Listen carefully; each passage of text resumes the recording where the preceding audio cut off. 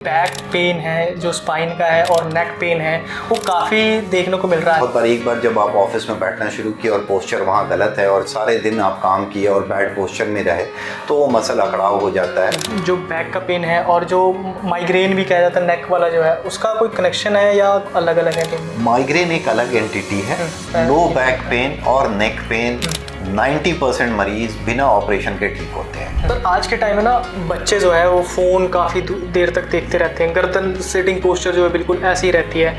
इसके लिए ना हम एज पेरेंट्स भी जिम्मेवार हैं। सर एक चीज़ देखने को मिलती है, कई बार होता है ना कि लोगों का जो पोस्चर है एक होता है कि बैक स्ट्रेट होना चाहिए, कई बार होता है कि घुमावदार हो जाता है, या कई बार होता है कि पेट बाहर निकला हो तो बैक बिल्कुल उस तरह से। तो किस कारण से पेट निकल गया तो ये फिर हड्डियों को भी बाहर की ओर आगे की ओर खींचेगा तो फिर ये देखिए इधर से नसें निकल रही हैं।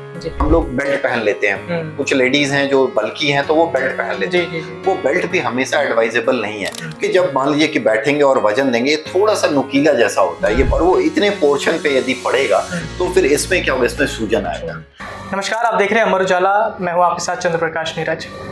आज हम बेहद ही खास टॉपिक को लेकर के आपके सामने मौजूद हैं। मुद्दा है, टॉपिक है बैक पेन और नेक पेन को लेकर के। कई बार होता है कि हम ध्यान नहीं देते इसको लेकर के, और आज के जो हमारा जीवन है वो काफ़ी व्यस्त वाला जीवन है और हम इस चीज़ को ध्यान भी नहीं देते हैं। चाहे हम कुर्सी पर बैठे हों काफ़ी देर तक तो बैक में पेन शुरू हो जाता है, कई बार होता है कि नेक में पेन शुरू हो जाता है। तो ये क्यों होता है और इसकी वजह क्या है और इसके समाधान क्या है, उसको लेकर के हम बात करेंगे। हमारे साथ में हैं डॉक्टर विशाल कुमार, जिनसे हम जानेंगे कि क्या कुछ इसको लेकर के जो रिसर्च है वो चल रहा है और उसके इलाज क्या है। सर पहले आप अपना थोड़ा बेसिक इंट्रोडक्शन और उसके बाद में।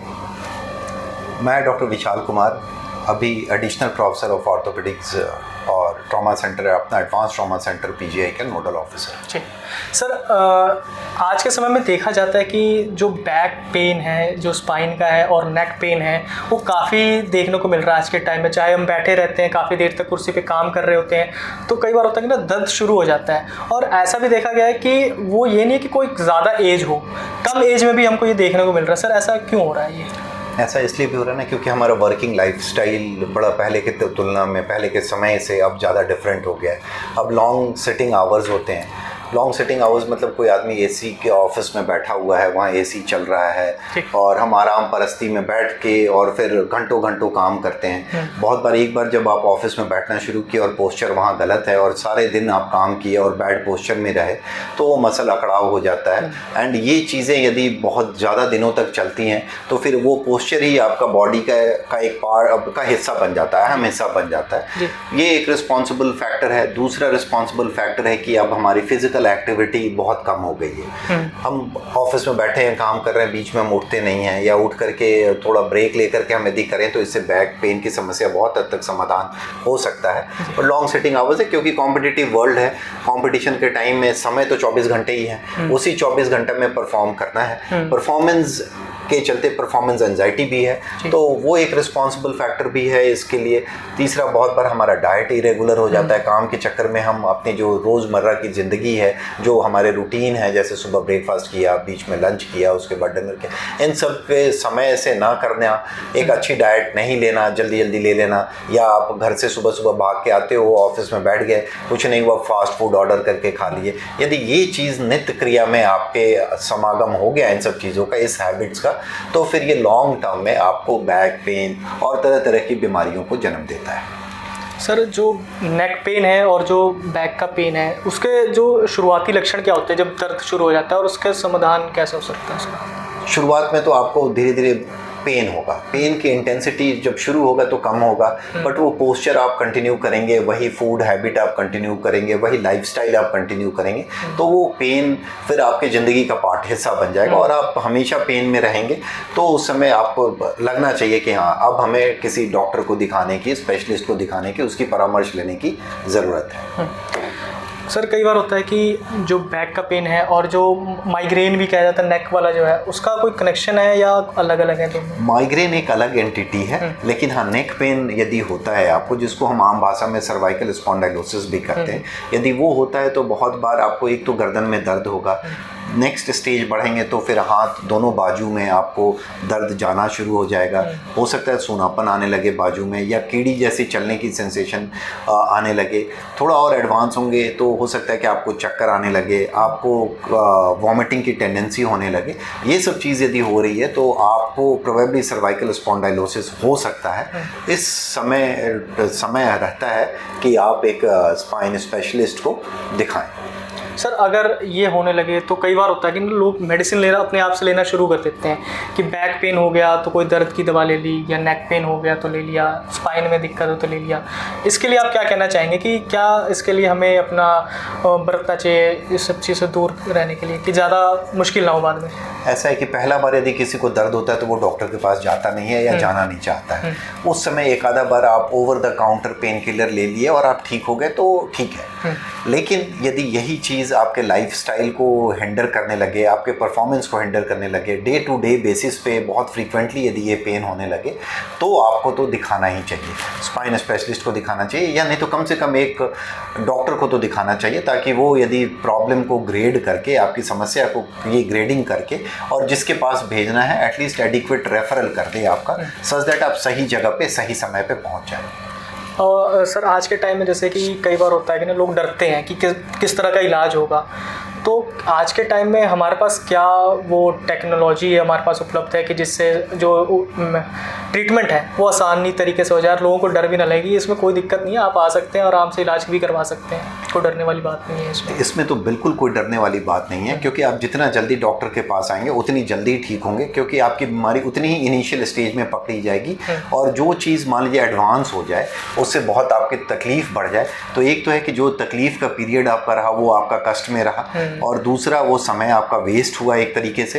तो आप जितना जल्दी आएंगे डॉक्टर के पास उतनी जल्दी आपको इलाज मिलेगा, जितना लेट आएंगे उतना ही फिर वो इलाज का इफेक्ट आने में आपको लेट होगा, क्योंकि कोई चीज़ बढ़ जाएगी तो फिर उसको कंट्रोल करने में तो थोड़ा टाइम लगेगा, ज़्यादा दवा की भी, ज़्यादा इन्वेस्टिगेशन की भी ज़रूरत पड़ सकती है।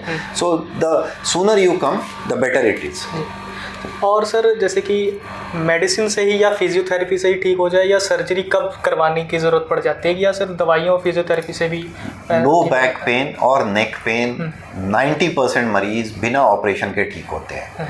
उनको दवा, लाइफस्टाइल मॉडिफिकेशन, डाइटरी मॉडिफिकेशन और कुछ दवा और एक्सरसाइज करने से 90% मरीज बैक पेन और नेक पेन वाले ठीक हो जाते हैं। उसमें से 10% मरीज को ही ऑपरेशन की ज़रूरत पड़ती है।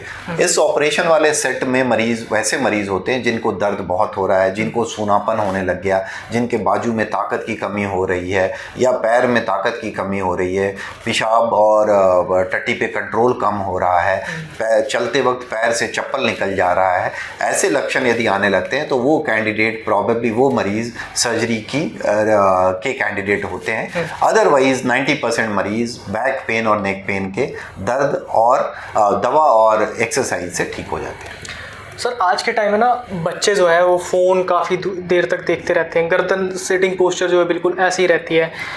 आज के टाइम में बच्चों का इतना जो जोर हो गया फ़ोन देखते देखते, जो उसमें फिर नेक पेन शुरू होता है, उनको ध्यान नहीं रहता है, तो आप क्या कहना चाहेंगे इसको लेकर के?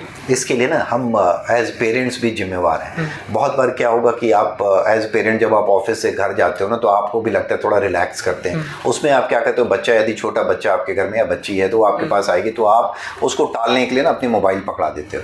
वो फिर मोबाइल लेके बच्चा कार्टून शो या जो भी हो वो देखने लगता है, और वो जब देखता है तो उसको गलत पोस्चर में या कंफर्टेबल पोस्चर में देखना शुरू करता है। हो सकता है कि वो कंफर्टेबल पोस्चर उसके लिए वो सही पोस्चर ना हो, तो इसमें और आजकल के बच्चे खेलना कूदना भी बहुत कम कर दिए हैं बाहर इन जनरल। फिर उनकी डाइट भी जो पहले वाली होती थी वो अब है नहीं, फास्ट फूड का टाइम है ना। मिल्क भी पैकेट मिल्क में, बार बार हर एक इंटरव्यू में अपने बोलता हूँ पैकेट मिल्क हम पीते हैं मोस्टली, है ना। तो खान पान में भी कॉम्प्रोमाइज़ हो गया, हमारे लिविंग स्टाइल में भी, लाइफ स्टाइल में भी कॉम्प्रोमाइज़ हो गया, और पोस्चर भी हमारे ख़राब हो गए। तो ये सब चीज़ कॉन्ट्रीब्यूट करते हैं बच्चे के नेक पेन या बैड बोन हेल्थ के लिए। सर एक होता है कि जैसे कि हम ऑफिस में बैठ गया कहीं पे, हम तो एक्सरसाइज कर भी नहीं सकते, काफ़ी टाइम होता है कि ऑफिस में बिताना पड़ता है या किसी चीज़ में, तो उनके लिए क्या एक्सरसाइज रहेगा कि जिससे उनको नेक पेन और जो स्पाइन का है उससे दर्द ज़्यादा ना हो उसमें? लॉन्ग सिटिंग आवर्स जिस भी ऑफिसर्स की, ब्यूरोक्रेट्स की या किसी भी बंदे की हो, उनको बीच में 1-1.5 घंटे हुआ फिर उठ करके थोड़ी स्ट्रेचिंग कर ली। ये कोई ज़रूरी नहीं है कि प्रॉपर फिजियोथेरेपी हो, जिम ही जाना है उस समय उनको, वो जा भी नहीं सकते अपने ऑफिस आवर्स में। थोड़ी देर उठ करके थोड़ा बॉडी स्ट्रेच कर लिया, थोड़ा नेक स्ट्रेच कर लिया, मतलब थोड़ा सा मोनोटोनस पोस्चर, जैसे एक पोस्चर में बैठ के 7-8 घंटे काम करेंगे ना तो वो मसल भी फटीग हो जाता है, उसको भी रिफ्रेशमेंट की ज़रूरत होती है, वो भी अपने आप को री एनर्जाइज करने की ज़रूरत महसूस करता है। तो उसमें आप उठ करके थोड़ा स्ट्रेच कर लिया, एक गिलास पानी पी लिया, कुछ नट्स खा लिए, कुछ अच्छे न्यूट्रिशियस फूड ले लिए, बीच में आप स्नैक्स ले लिए और फिर आप बैठ के काम करो। इससे क्या होता है कि आपकी प्रोडक्टिविटी भी बढ़ती है और आपका शरीर भी ठीक रहता है। सर जैसे बोन्स के लिए, स्पाइन के लिए, नेक के लिए जो डाइट जो आज के टाइम में कहीं होता है ना कि लोग सप्लीमेंट्स भी ले लेते हैं, सप्लीमेंट्स अगर ना लेना चाहें वो ज़रूरत तो बाद की बात होती है कि घर में भी कई ऐसे फूड्स होते हैं जिससे हम ले सकते हैं, वो एनर्जी और बोन के लिए जो हेल्दी रहते हैं, वो क्या कुछ हो सकते हैं? आप यदि अच्छी डाइट, बैलेंस डाइट लेते हैं तो आपको अलग से सप्लीमेंट लेने की, डब्बे वाली सप्लीमेंट लेने की, उसमें पैसे ख़राब करने की ज़रूरत है। आपको अच्छी डाइट लेने हो, यदि आप नॉन वेजिटेरियन हैं, आप अंडा लीजिए, फिश लीजिए, चिकन लीजिए, हाँ उसको थोड़ा कम तेल में तला हुआ होना चाहिए। दूध लीजिए आप, उसके बाद आप नट्स ले सकते हैं, ग्राउंडनट ले सकते हैं, सोयाबीन ले सकते हैं। Soybean is a high rich source of protein, तो आप ग्राउंडनट ले सकते हैं, मूंगफली खा सकते हैं, दूध पी सकते हैं, दही ले सकते हैं, पनीर ले सकते हैं, हरी साग सब्जियों का सेवन करें, सीजनल फ्रूट्स खाएं। यदि आप ये सब चीज़ रेगुलर बेसिस पे खाते हैं तो आपको सप्लीमेंट लेने की कोई ज़रूरत नहीं है। सर आज के टाइम में इसको काफ़ी टेक्नोलॉजी भी अपनी एडवांस हो रही है, रिसर्च भी कई निकल के आ रहे हैं, तो सर अभी हाल के फिलहाल में आप कुछ जो रिसर्च हो या स्टडी निकल के आई हो स्पाइन को लेकर के, नेक को लेकर के? स्पाइन और नेक को लेकर के ये है कि आप जो मैंने फैक्टर्स इन जनरल बोले वो हमेशा they have stood test of time, और कोई भी रिसर्च पहले भी जो हुआ है और बाद में भी जो होना है, इस चीज़ को हम निगेट नहीं कर सकते, झुठला नहीं सकते कि अच्छी लाइफस्टाइल, अच्छी डाइट और अच्छी जीवन शैली, यही प्राइम रिक्विजिट है to keep your bone and body health in a better way. और नए रिसर्च में तो ये है कि सर्जिकल एडवांसमेंट, फिर इमेजिंग एडवांसमेंट की आप सर्जरी के नए टेक्निक्स आ रहे हैं जिससे कम समय में अच्छी प्रोडक्टिविटी मिलती है मरीज़ को भी और ट्रीटिंग सर्जन को भी। इन्वेस्टिगेशंस बड़े नए आ रहे हैं, तरीके के आ रहे हैं जिसमें आप जल्दी डायग्नोज करते हो, मोर प्रिसीजन से डायग्नोज करते हो। तो ये तो चलते रहेगा। दीज एडवांसमेंट्स, चूँकि साइंस है, मेडिकल एक साइंस है, तो ये तो चलता रहेगा, लेकिन basic fact of good health जो है वो कभी चेंज नहीं होगा। सर एक चीज़ देखने को मिलती है, कई बार होता है ना कि लोगों का जो पोस्चर है, एक होता है कि बैक स्ट्रेट होना चाहिए, कई बार होता है कि घुमावदार हो जाता है, या कई बार होता है कि पेट बाहर निकला हो तो बैक बिल्कुल उस तरह से, तो किस कारण से होता है वो? ऐसा है ना, बैक कभी स्ट्रेट रहता नहीं है और होना नहीं चाहिए। एनाटॉमिकली भी जब हम पढ़ते हैं तो वो सीधा होना नहीं चाहिए। हमारी गर्दन जो है, ये देखिए, ये हमारे पास एक मॉडल है, ये है गर्दन का पार्ट। गर्दन का पार्ट ऐसे 30 से 40 डिग्री एंगल पे होना चाहिए, ऐसे। उसके बाद ये है हमारा पीठ के बीच का पार्ट है ना, वो अंदर की ओर होना चाहिए, मतलब वो यदि ऐसे देखेंगे तो ये ऐसे होना चाहिए। फिर नीचे आएंगे, जिसको हम कॉमनली लो बैक कहते हैं, नीचे वाला पोर्शन, वो फिर ऐसे होता है। ये 30 से 40 डिग्री ऐसे वर्टिकल से होता है। अब क्या होता है कि मान लीजिए कि मेरा पेट बहुत निकल गया, तो ये फिर हड्डियों को भी बाहर की ओर आगे की ओर खींचेगा। तो फिर ये देखिए, इधर से नसें निकल रही हैं, ये सारे नसें हैं जिससे नीचे का बॉडी का पार्ट, ऊपर गले के गर्दन से जो नस निकले उसे अपर का पार्ट वो कंट्रोल करता है। सेंसेशन भी है, मूवमेंट भी है, सब कुछ कंट्रोल करता है। अब मान लीजिए कि ये हड्डी जो हमारे वर्टिब्रा हैं, मनके हैं, ये यदि बाहर की ओर, आगे की ओर आने लगे तो क्या होगा कि ये इसके नस के ऊपर फिर खिंचाव होगा, प्रेशर होगा। तो फिर क्या होगा, जो पार्ट को ये नस सप्लाई कर रही है वो फिर तनाव में आएगा, दर्द होगा। हो सकता है कि ज्यादा खींच दिए तो ये फिर वो पार्ट सूनापन हो जाए। कुछ नसें इसी से पेशाब और टट्टी को कंट्रोल करती हैं, यदि उस पर जोर से खिंचाव आ गया तो फिर उनके डेड होने का भी डर रहता है, तो फिर उससे हमारा कंट्रोल लूज हो जाता है। तो इसीलिए हम कहते हैं कि फिट रहेंगे, ज़्यादा मोटापा भी अच्छी बात नहीं है। बहुत बार आप देखेंगे कि हम लोग बेल्ट पहन लेते हैं, कुछ लेडीज हैं जो बल्की हैं तो वो बेल्ट पहन लेते हैं। वो बेल्ट भी हमेशा एडवाइजेबल नहीं है, क्योंकि बेल्ट आप हमेशा पहन के रखते हो तो इससे जो ये मांसपेशियां हैं वो मांसपेशियां फिर धीरे धीरे कमजोर होने लगती है। तो उससे अच्छा है कि हम एक्सरसाइज करें और पेट को ज़्यादा ना निकलने दें और मोटापा ना बढ़े हमारी, और ये कर्वेचर मेंटेन करें तो फिर पेन होने की गुंजाइश नहीं के बराबर है। मतलब सर जो कहा जाता है कि बैक स्ट्रेट कभी भी नहीं होना चाहिए, मतलब जो उसका स्ट्रक्चर या तो कहीं एस शेप में हो जाए या उस तरह से आप रहता ही है। आप बहुत बार ऑफिस में जाएंगे तो देखेंगे कि जो ऑफिसर लोग हैं ना, उन्होंने बैक रेस्ट लगाया हो, तो बैक रेस्ट इसी एंगल पे होता है ताकि वो इस चीज को यहाँ एडजस्ट कर सके, और वो ताकि आप बैक रेस्ट यदि प्रॉपर नहीं होगा तो फिर हम क्या, हम ऐसे सीधा बैठेंगे तो ये फिर तनाव में रहेगा ऐसे सीधा होकर के। तो इसलिए उसको प्रिवेंट करने के लिए हम एक अर्गोनॉमिक पोस्चर को मेंटेन करने के लिए अच्छी सी बैक रेस्ट एडवाइस करते हैं। कई बार सर आगे की तरफ जैसे आपने बताया कि यहाँ के साइड में जैसे पेन वगैरह लोगों को रहता है, तो किस कारण से रहता है? बहुत बार ऐसा है कि मान लीजिए कि हम कुर्सी पे बैठे हैं और वो कुर्सी सख्त है, मान लीजिए वुड का बना हुआ है ना, उस पे कोई कुशन नहीं है, तो हम बैठते तो इसी टिप पे हैं, है ना। इसको हम कॉक्सिक्स कहते हैं अपनी भाषा में, मेडिकल टर्म्स में। इस पे जब मान लीजिए कि बैठेंगे और वजन देंगे, ये थोड़ा सा नुकीला जैसा होता है, ये बहुत ब्लंट नहीं है, तो ये नुकीला है। अब पूरे बॉडी का वेट, एक तो यदि बॉडी वेट ज्यादा हो जाए और वो इतने पोर्शन पे यदि पड़ेगा तो फिर इसमें क्या होगा, इसमें सूजन आएगा।